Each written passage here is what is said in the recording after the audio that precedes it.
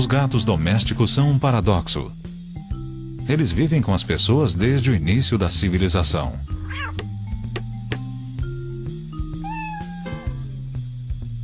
Mas tornaram-se domésticos sem perder a sua felinidade, a sua independência e sua capacidade de viver sem nós. Porém, é óbvio que eles gostam de gente e que muita gente gosta deles. Gatos e pessoas vivem em parceria.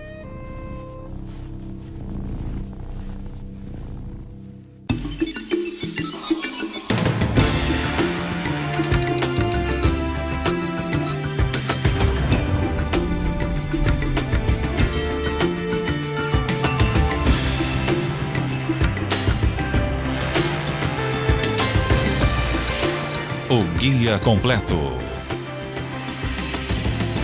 Gatos domésticos.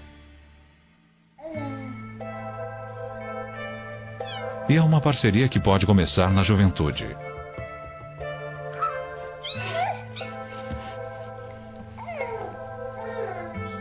Os gatos, porém, vivem menos que as pessoas e não podem se dar ao luxo de uma infância longa. Um bebê de 6 semanas, a mesma idade desses gatinhos, não consegue correr, pular e explorar.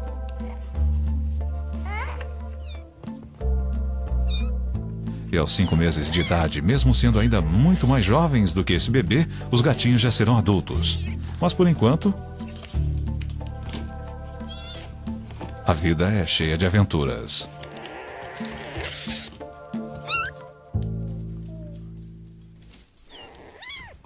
Com apenas 6 semanas, eles já estão desenvolvendo a ampla gama das habilidades felinas. Só falta aperfeiçoar.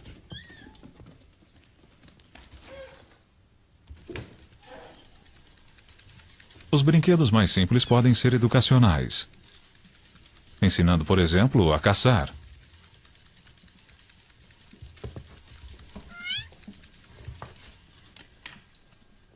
E o que é mais importante para um gato? A estreitar os laços com as pessoas. Se eles não fizerem isso agora, não o farão nunca mais. E crescerão selvagens. A convivência com as pessoas foi boa para os gatos. Com o aumento dos seres humanos, aumentaram também os gatos. Hoje existem cerca de 450 milhões de gatos no planeta, o que torna o gato doméstico a espécie felina mais bem-sucedida. E nem por isso eles perderam a sua independência. Gatos vivem tanto no centro do mundo dos homens quanto à sua margem. Um gato doméstico ainda tem todas as qualidades físicas herdadas de seus ancestrais selvagens: a elasticidade e a agilidade.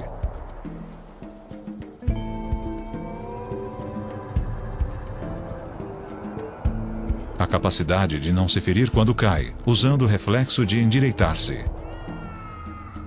É a valiosa habilidade de girar no ar e aterrissar, em segurança, sobre as patas acolchoadas.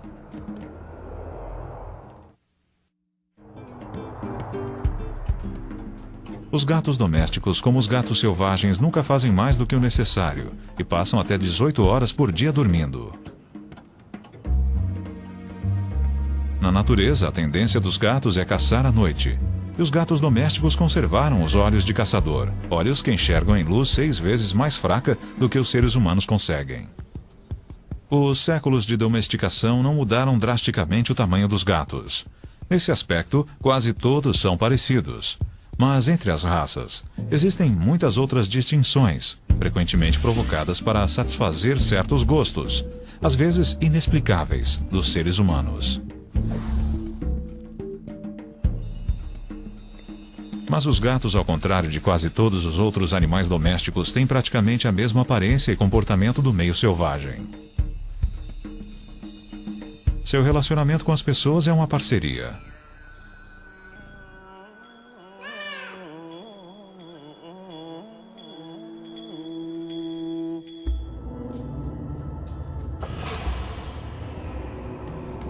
Uma parceria que remonta a quase 4.000 anos, a uma das primeiras civilizações do planeta, o Antigo Egito.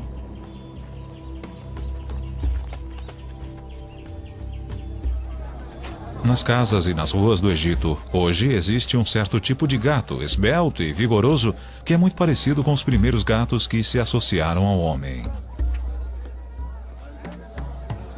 Esses poderiam ser gatos que os antigos egípcios criariam e, inclusive, adorariam. E aqui está a sua origem, o gato da Líbia. Um gato selvagem do norte da África. Um gato que se adaptou às mudanças. A civilização egípcia cresceu com a invenção da agricultura. As pessoas começaram a guardar grãos, o que atraiu os roedores. E os roedores atraíram os gatos selvagens. Os gatos selvagens foram bem-vindos como caçadores e comedores de carniça. Assim, uma solução de convívio se formou entre os gatos e os agricultores. Com o passar do tempo, os gatos acabaram vivendo com as pessoas dentro das casas. A domesticação foi um acordo feito entre iguais. E nós nunca controlamos os gatos. No entanto, parece que até hoje nós não entendemos muito bem isso. Karen Overall é especialista em comportamento animal na Universidade da Pensilvânia. Nós não entendemos os gatos, o que é interessante, porque eles vivem com as civilizações humanas há milhares de anos. E parte do problema é que nós não domesticamos, entre aspas, ou desenvolvemos o gato como animal doméstico, como fizemos com o cão. Nós deixamos que eles ficassem conosco porque eles eram ótimos caçadores. Eles liquidavam os roedores e, portanto, controlavam as doenças. A peste negra foi extremamente limitada em algumas áreas porque os gatos matavam os ratos que carregavam as pulgas portadoras da doença. E nós queríamos que os gatos ficassem conosco, mantendo esse tipo de relacionamento sem toque. Mas nós nunca realmente trabalhamos e domesticamos os gatos para comportamentos específicos. Você não vê um gato conduzindo o gado como um border collie. Você não vai ver um gato de cego. Eles são companheiros fantásticos, mas não creio que alguém queira realmente depender de um gato para esse tipo de coisa. Eles são extraordinariamente inteligentes e mantêm toda a sua felinidade.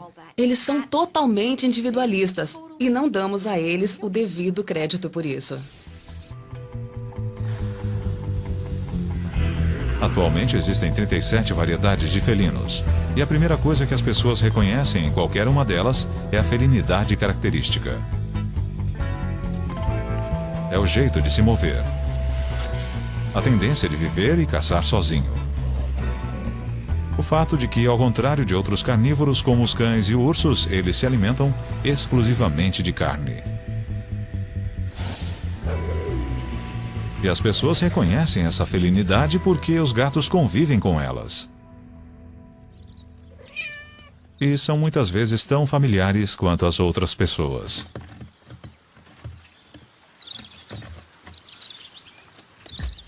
E o que é que faz do gato o animal que ele é? O que lhe dá a sua graça e sinuosidade? A sua excelência como caçador? Começa com a estrutura básica. O esqueleto leve e flexível, porém resistente. A coluna inclui a cauda, que dá equilíbrio. E é o ponto central da incrível elasticidade do gato. Os discos entre as vértebras são mais espessos do que na maioria dos outros animais e as ligações entre os ossos são mais frouxas, aumentando a mobilidade.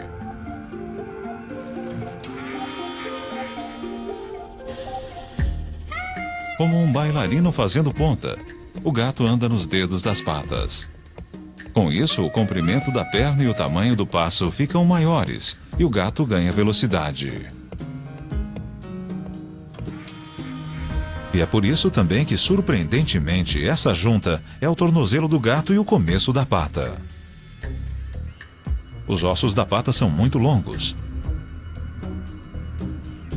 E só os dedos fazem contato com o chão, aumentando o impulso e os saltos.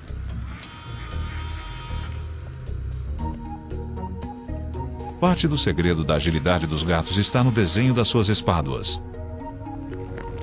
A clavícula fica livre e as omoplatas não estão ligadas ao esqueleto principal. Tudo se mantém unido através de ligamentos e músculos, permitindo que a espádua se mova livremente. E os músculos funcionam um pouco como molas, Eles são muito mais flexíveis do que os músculos da maioria dos mamíferos. Eles expandem e se contraem como elásticos, dando ao gato força para saltar várias vezes a sua altura. Um ser humano com músculos como os de um gato saltaria do chão ao topo de uma casa. Quando um gato salta, a força vem dos músculos das pernas traseiras.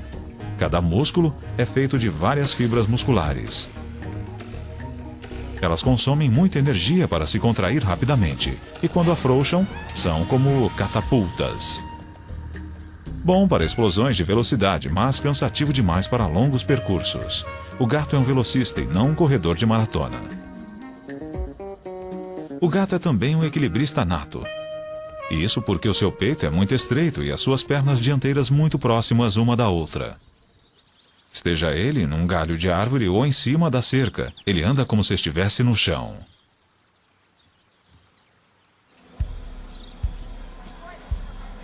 Desde que passaram a viver nas casas, os gatos nem sempre podem exercitar os seus talentos. Mas existem maneiras de transformar o interior de uma casa numa réplica surreal do mundo lá fora.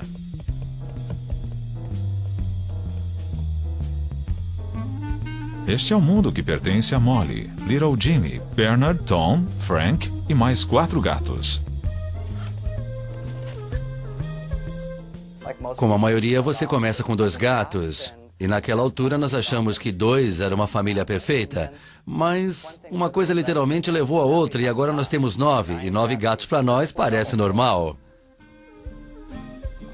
Nós constatamos logo no começo que quando saíamos todo dia para trabalhar, os gatos ficavam na casa. E percebemos que, se posse é 90% da propriedade, a casa na verdade era deles. Então resolvemos facilitar as coisas para os usuários, no caso os gatos.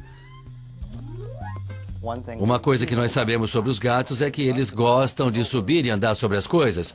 Os gatos gostam mesmo das alturas. Eles adoram nos olhar de cima. E agora nós temos cerca de 40 metros de passarelas chegando a quase todos os cômodos. E onde nós estamos, eles estão. Como foi o seu dia hoje, Tom? Oi, Frank. Frank visita a esposa de Bob, Frances, enquanto Tom recebe toda a sua atenção. Mas por pouco tempo. Oh. Nessa ancestral parceria entre pessoas e gatos, as pessoas extraem prazer na sua parte do acordo, e os gatos aproveitam um ambiente interno tão interessante e estimulante quanto o externo. Só que mais seguro. Nós fizemos uma passarela que fosse não só propícia e divertida para os gatos, mas divertida para nós também.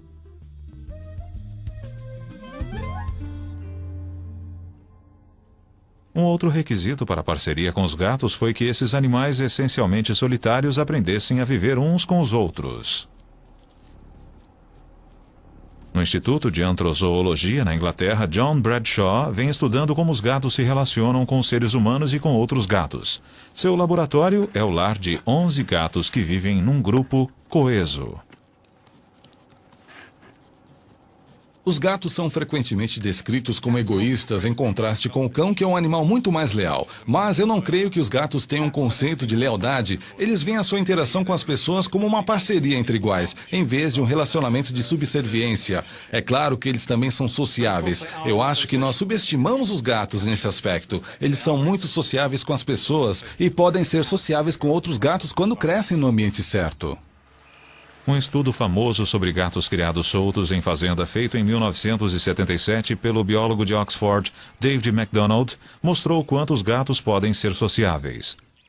A equipe do professor MacDonald colocou radiotransmissores em 4 gatos e os acompanhou durante 1 ano. Praticamente todos os movimentos dos gatos foram registrados. Eram 3 fêmeas e 1 macho. MacDonald constatou que as fêmeas permaneceram perto da fazenda, num grupo íntimo e amigável.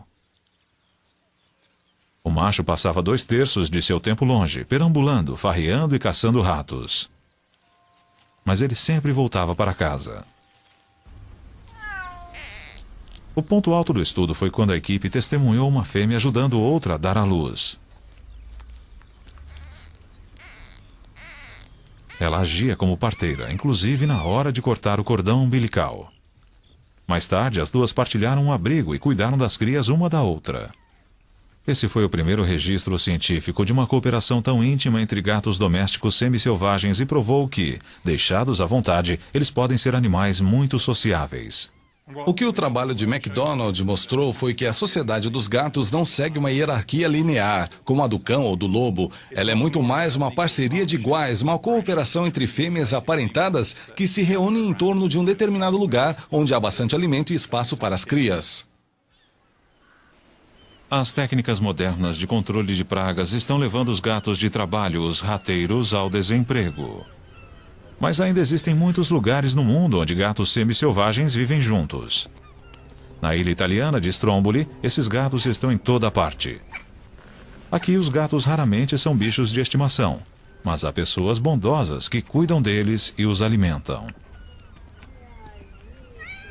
Uma delas é a senhora Ushi, do vilarejo de Ginostra. Há mais de 40 anos, ela alimenta uma colônia que está sempre mudando. Os grupos de gatos existem onde as pessoas fornecem grandes quantidades de alimento e elas podem fazer isso os alimentando deliberadamente ou acidentalmente deixando, por exemplo, comida do lado de fora dos restaurantes. Quando os gatos percebem que ali é uma fonte regular de alimento, eles se reúnem à sua volta e começam a formar uma colônia. E essas colônias são chances maravilhosas para se estudar o comportamento dos gatos, porque tudo acontece numa área restrita que nós podemos observar. Caso contrário, eles se espalham demais e fica bem mais difícil. Para os gatos, a convivência social implica em coisas com as quais seus ancestrais selvagens não se preocupavam. Por exemplo, a comunicação constante. Um gato selvagem pode usar o odor para marcar seu território. Mas esses gatos transformaram a marcação com odor numa linguagem. Com urina e glândulas especiais na face, eles deixam mensagens tão características quanto a voz ou uma assinatura.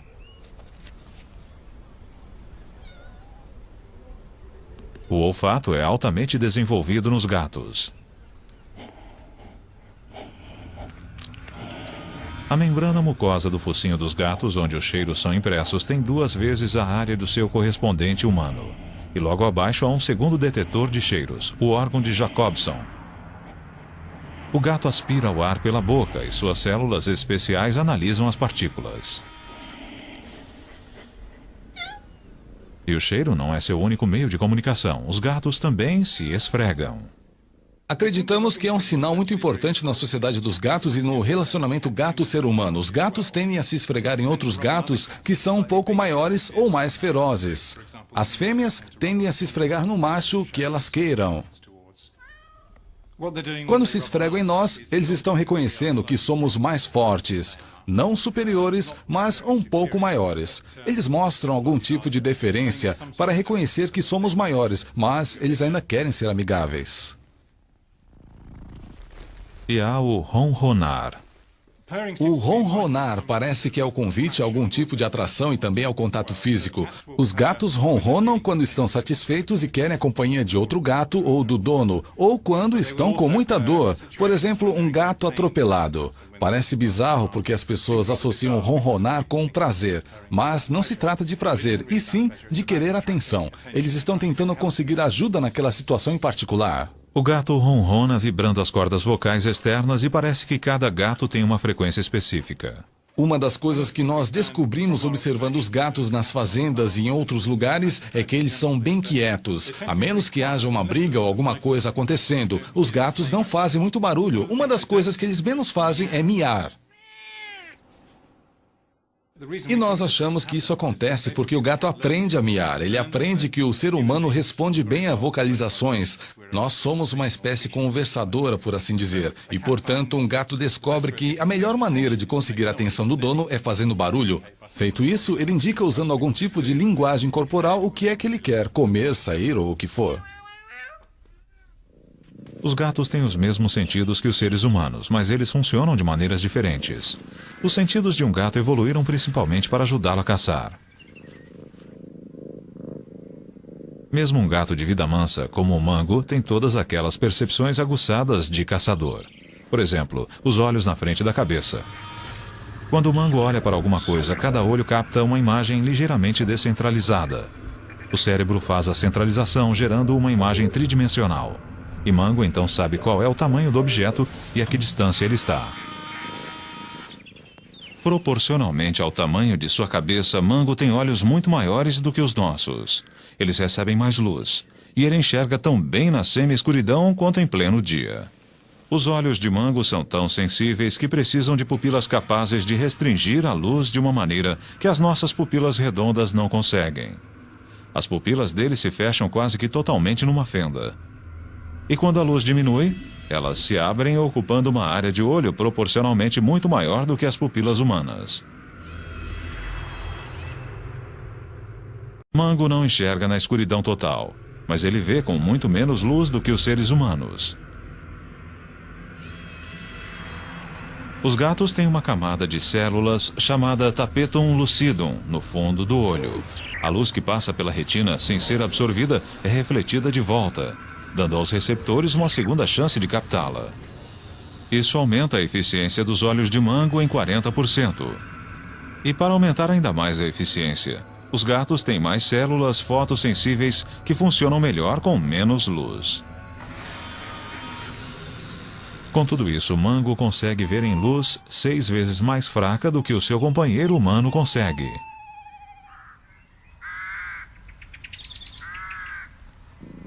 Mas os gatos não são melhores que os humanos em tudo. Mesmo que ele pudesse ser ensinado, Mango jamais conseguiria ler. Seus olhos não são bons para os pequenos detalhes e ele vê uma página impressa como uma folha cinza.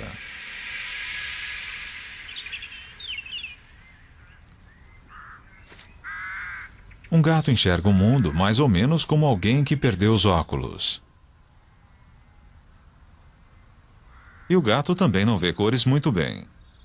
Os gatos sacrificaram os detalhes e as cores para enxergar melhor à noite.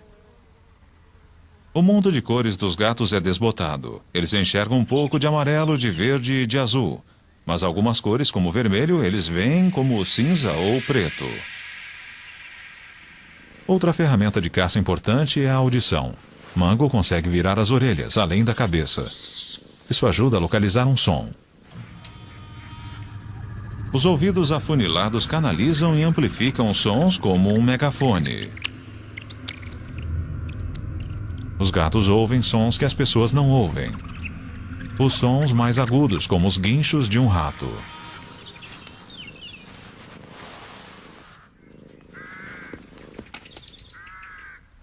E quando um gato ouve um guincho, ele tem que saber exatamente de onde ele veio. Conforme a intensidade relativa do som em cada ouvido, o gato automaticamente vira a cabeça na direção certa. Os gatos também são muito bons para detectar movimentos, mas quando se aproximam da presa, eles precisam usar o sentido do tato.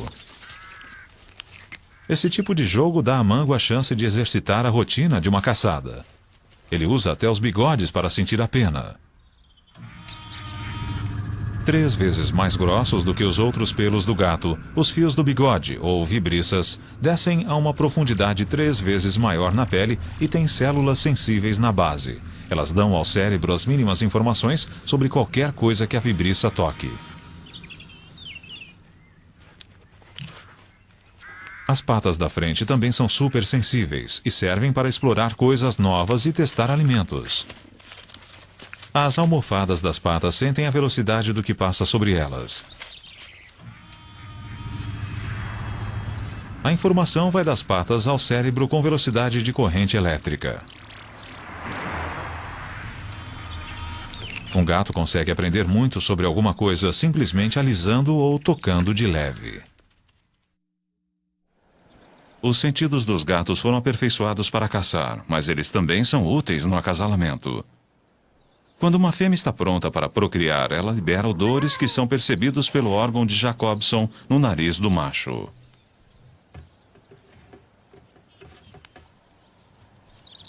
Num grupo livre, vários machos tentarão acasalar com a fêmea. Os gatinhos da ninhada podem ter mais de um pai. Acasalando livremente, a fêmea se certifica de que pelo menos alguns de seus filhotes terão os melhores genes disponíveis. Essa é também uma estratégia para manter a paz. Como nenhum macho terá certeza de quais dos filhotes são seus, é menos provável que ele machuque ou mate algum deles.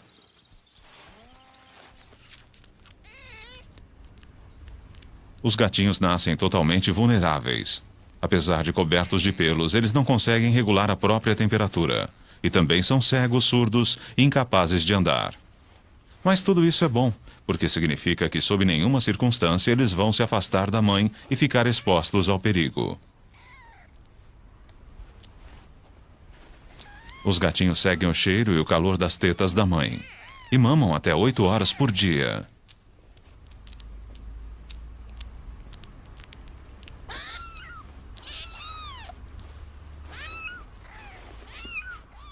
Quando não estão mamando, só há uma outra coisa que eles podem fazer: dormir.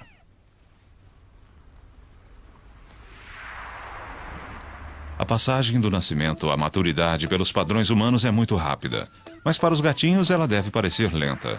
Esse tem 10 dias de vida.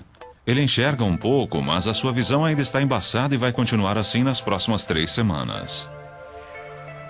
Nessa idade, não é fácil para o gatinho se locomover.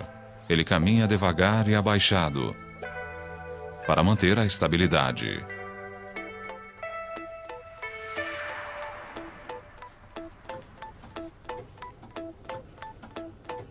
Com 3 semanas, o gatinho já está de pé e andando, embora ainda um pouco trêmulo. Ele ainda não caminha na ponta dos pés, como um gato adulto. É uma postura que leva algum tempo para ser aperfeiçoada. Mas, ganhando confiança a cada dia, os filhotes demonstram a necessidade crescente de explorar e brincar. Uma semana mais tarde, a brincadeira está mais animada. Já límpida, a visão é melhor e os gatinhos começam a usar a cauda para ganhar equilíbrio. Com 5 semanas, o gatinho começa a controlar a maior parte das coisas que fazem dele um gato. Seu andar já é mais como o de um gato. Sua audição direcional começa a funcionar. E a visão melhora a cada dia.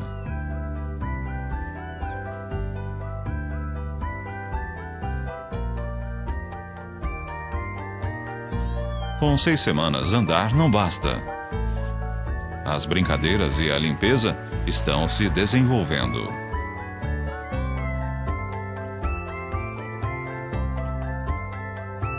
Com 8 semanas de idade, apenas 2 meses depois de nascer, esse é um gato jovem, porém completo. Daqui para frente, ele só vai crescer e se aperfeiçoar.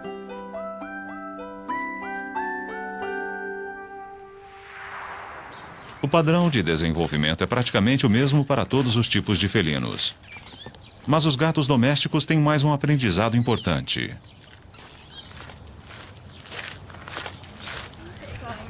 Como conviver com as pessoas. Olá, querida. Essas pessoas em Bristol, na Inglaterra, são voluntários que acariciam gatos perdidos e abandonados. Ah, boa menina. Tudo bem, meu bem. Ah, nenê. Ah, olha só que gatinhos lindos você tem. Ao contrário do que as pessoas imaginam, os gatinhos não nascem com a capacidade de interagir conosco, eles têm que aprender. É um aprendizado que começa quando seus olhos se abrem e termina por volta de 7 ou 8 semanas de idade. O gato que recebe muita atenção e que é manuseado bastante nessa idade tende a crescer ligado às pessoas. Ele vai gostar de pular no colo e ser acariciado. Um gato que é pouco manuseado vai ser mais arredio, do tipo que tolera a presença humana, mas não a procura. Se eles não encontrarem pessoas nesse período crítico, é pouco provável que sejam amistosos. A tendência é que sejam selvagens. Gatinhos de rua que não são acariciados nunca terão essa vida. A voluntária Dawn England. Nós procuramos colocá-los num ambiente o mais parecido possível com uma casa, com cortinas, tapetes e cadeiras. Assim, quando eles forem para uma casa, não vão ficar desconcertados e saberão o que esperar. A intenção é que os gatinhos sejam fáceis de lidar. É claro que as pessoas nos dizem como eles são bons gatos, bem domesticados, e é isso que nós queremos.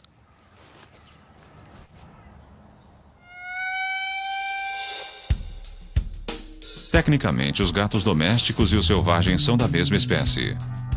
As duas principais diferenças são as habilidades sociais do gato doméstico, com as pessoas e com outros gatos, e a sua cor.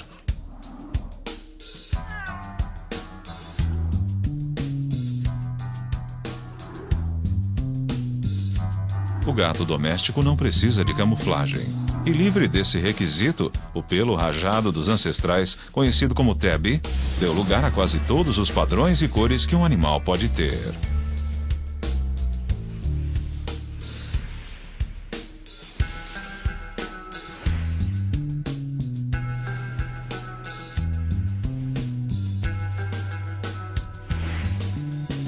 O preto foi a primeira cor nova.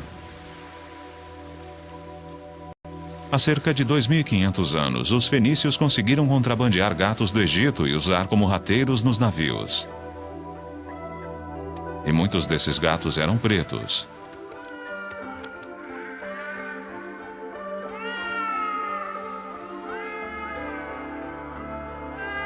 Negociando pelo Mediterrâneo, os fenícios montaram colônias em vários lugares, como Cartago e Gades, que hoje é Cádiz, na Espanha. E os gatos pretos foram com eles.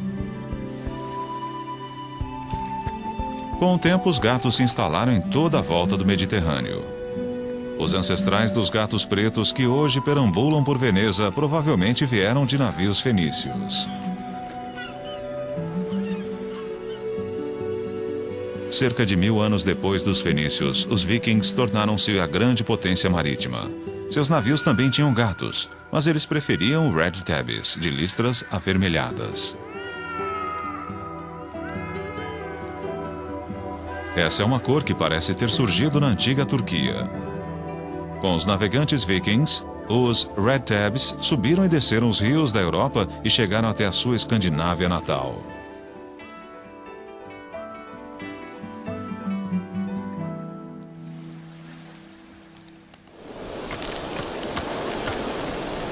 Foi nos navios que os gatos de todas as cores espalharam-se pelo mundo. Todos os lugares do planeta habitados por seres humanos são também habitados pelos gatos.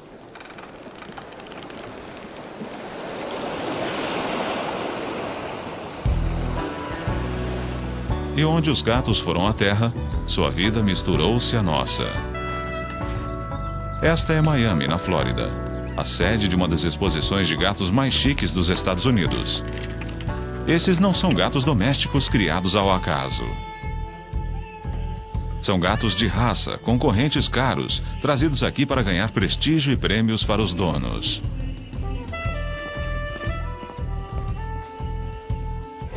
As exposições de gatos existem há pouco mais de 100 anos, e muitas das raças modernas nasceram das exposições. Muitos tipos de gatos são variações de tipos que se desenvolveram naturalmente em certas regiões. Um gato de Charolais, ligado aos cruzados e aos monges cartuchos da França.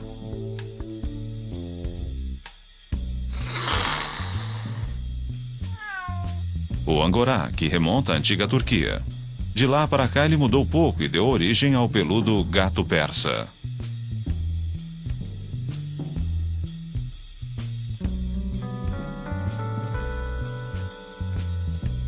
Outro peludo é o Maine Coon, um gato que se desenvolveu naturalmente no frio da Nova Inglaterra. O gato abissínio é uma variedade antiga. Até hoje, esses animais elegantes têm o visual dos primeiros gatos que se associaram ao homem. Foi uma mutação natural que deu forma ao bobtail japonês. Mas hoje ele é uma raça pura.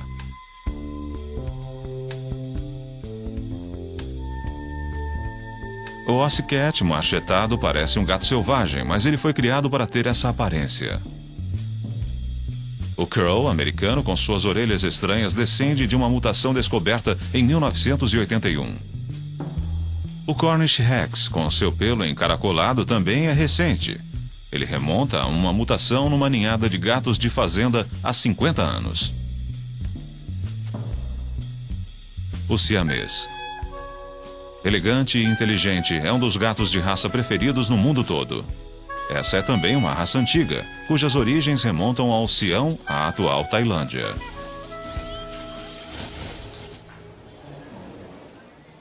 Um dos gatos mais divertidos que eu tive o prazer de tratar neste fim de semana foi esta Tabby Marrom. O que eu mais gostei nesta gata foi a fantástica harmonia da cabeça, o focinho curto, o crânio arredondado e a expressão linda, linda, mesmo que ela esteja um pouco para o selvagem. Campeã da exposição, melhor gato da exposição! Os gatos são diferentes de todos os outros animais domésticos porque eles não são criados para um propósito particular, apenas para satisfazer os vários gostos humanos. E quando mudam os gostos, mudam os gatos. Uma exposição de gatos há pouco mais de 40 anos e um gato persa inscrito. Um gato persa inscrito hoje. Dita moda que agora os gatos persas não precisam de focinho.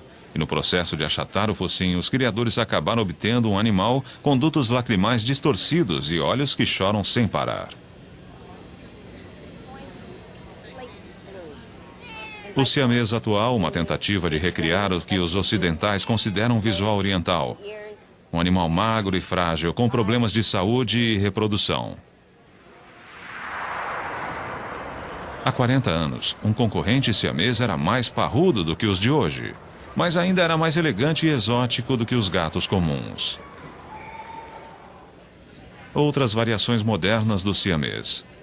A face não é mais redonda, é triangular. E eis o triunfo da arte dos criadores. O Sphinx, um gato sem pelos. Mas esses são os aristocratas no mundo dos gatos. Longe da aristocracia felina de Miami existem gatos assim. Gatos de rua.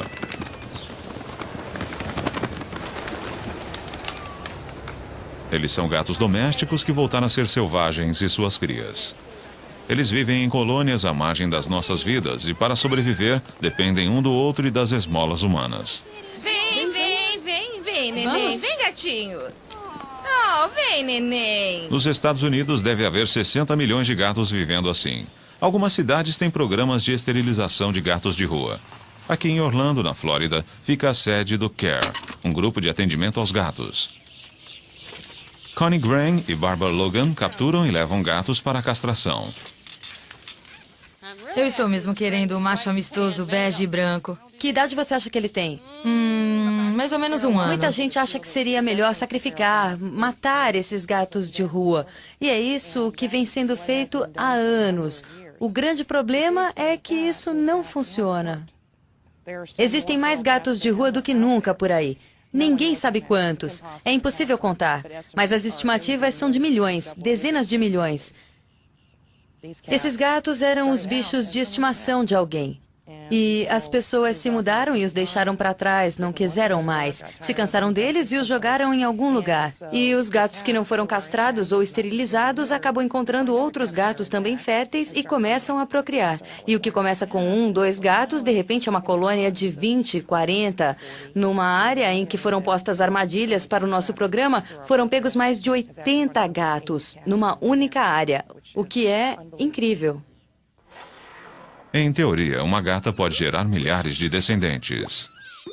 É claro que causas naturais impedem que isso aconteça, mas para todos seria melhor que as gatas de rua não procriassem nunca. Os gatos nem sempre são animais fáceis de se apanhar. Mas em Orlando, em todo o condado de Orange, organizações como a CARE apanham quantos puderem. Sempre com reforço por perto e sempre preparados para não estressar o animal. Na clínica de esterilização, chegam gatos de todos os cantos da cidade. Até filhotes. Espera-se que eles logo encontrem um lar amoroso. É quase como uma linha de montagem. Os gatos são anestesiados, preparados e levados para serem castrados. É eficiente e indolor.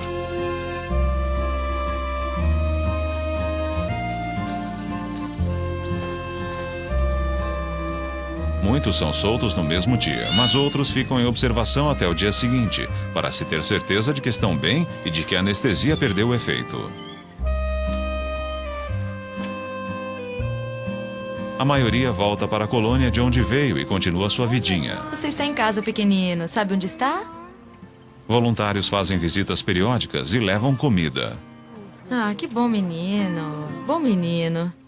Se nós ajudarmos um pouquinho, esterilizando e vacinando contra algumas doenças que eles podem pegar, eles terão uma chance muito melhor de viver uma vida normal e, inclusive, longa. Nós não acreditamos que mortos eles estariam melhor. A vida é preciosa e a morte é uma coisa que todos temos que enfrentar. Mas a morte desnecessária é uma coisa que queremos evitar. Provavelmente não haveria tantos gatos de rua se as pessoas entendessem melhor os gatos e o que é preciso para tê-los. Classe, eu tenho o prazer de trazer hoje um convidado especial. O nome dele é E como os Hector. gatinhos aprendem sobre as pessoas, as crianças precisam aprender sobre os gatos. Quem tem um gato em casa? Ótimo, Roberto e Alexis têm gatos em casa. Como é o nome do seu, Roberto? Tico. Alexis, qual é o nome do seu gato? Fluffy. Fluffy. Bom, o Hector vai entrar com 3 gatos especiais e nós vamos acariciá-los, vamos aprender seus nomes e chamá-los. E vamos aprender coisas especiais sobre eles. Prontos? Pronto! Ótimo! Em Miami, Hector Castaner e seus gatos, conhecidos como Buster e a equipe F, levam a mensagem às escolas. Veja o que eu trouxe hoje. Ai, que lindinho! Este é o Flashback. Este é o Buster. Eu quero o Buster. Sim, senhor, sim, senhor. Buster, vem. Qual é o nome dele? Fale com ele, fale com ele. Eu quero segurar o Buster, eu quero segurar o Buster. Eu quero brincar com ele. Esse gato está ajudando as pessoas a ajudar os gatos. E existem gatos que ajudam pessoas a ajudar pessoas. Marilyn, acho que encontrei as amostras que estávamos procurando dos guepardos do norte da África. Que bom! Stephen O'Brien, do Instituto Nacional do Câncer. Nós nos interessamos pelos gatos há cerca de 15 anos, quando percebemos que existe uma série de doenças que são fatais nos seres humanos e também nos gatos. Foi no final da década de 80 que a versão felina do vírus da AIDS foi descoberta. E nós tivemos a curiosidade de saber se o vírus que estava causando a doença semelhante à AIDS nos gatos domésticos havia atingido alguma outra espécie de felino. Talvez estivéssemos no início de uma epidemia que iria dizimar todos os felinos, como as populações humanas estavam sendo dizimadas onde surgiram epidemias de AIDS. Era uma perspectiva horrível. 36 espécies de felinos no mundo, quase todas já em risco de extinção. E agora ameaçadas, por incrível que pareça, pela AIDS. Mas quanto mais amostras de sangue de várias espécies de felinos o Instituto coletava, mais parecia que havia algo além nessa história. O que nós descobrimos foi exatamente o que não esperávamos, ou seja, que virtualmente todas as espécies de felinos do planeta tinham algum nível de infecção e exposição à versão do vírus que causa AIDS no gato doméstico. Mas a diferença é que esses felinos, os felinos selvagens, pelo menos os que examinamos, não estavam adoecendo. Eles não desenvolveram a deficiência imunológica e isso era um mistério. O que aconteceu com alguns desses felinos foi que eles desenvolveram defesas genéticas contra uma doença fatal, como o vírus da AIDS. E entender isso nesses felinos pode nos levar a descobrir um tipo semelhante de mecanismo genético natural nos seres humanos. Como companheiros, gatos e seres humanos têm uma história de talvez 4.000 anos. Mas nessa ligação há muito mais do que companheirismo. Ambos são mamíferos e ambos têm uma herança genética comum. Será que os gatos vão ajudar a revelar uma cura genética para a AIDS humana? Em 1996, nós tivemos a sorte de descobrir o primeiro gene que realmente causava uma resistência genética à infecção pelo HIV. E isso nos levou a uma meta, por assim dizer, de novos remédios que imitem os efeitos dessa resistência genética natural a uma doença infecciosa fatal. Matando os ratos. Os gatos levam o crédito de ter restringido a peste negra. Será que estudar os seus genes vai ajudar a deter uma doença que, em certas partes do mundo, já atingiu proporções epidêmicas? Afinal, os gatos são nossos velhos amigos. Eles chegaram ao mesmo tempo que a civilização. E de todos os animais que domesticamos, são os únicos com os quais não temos um relacionamento de senhor e subordinado. Os gatos escolheram ficar conosco, e nós vivemos com eles, dentro das nossas casas. Por uma única razão: nós gostamos deles, e eles gostam de nós.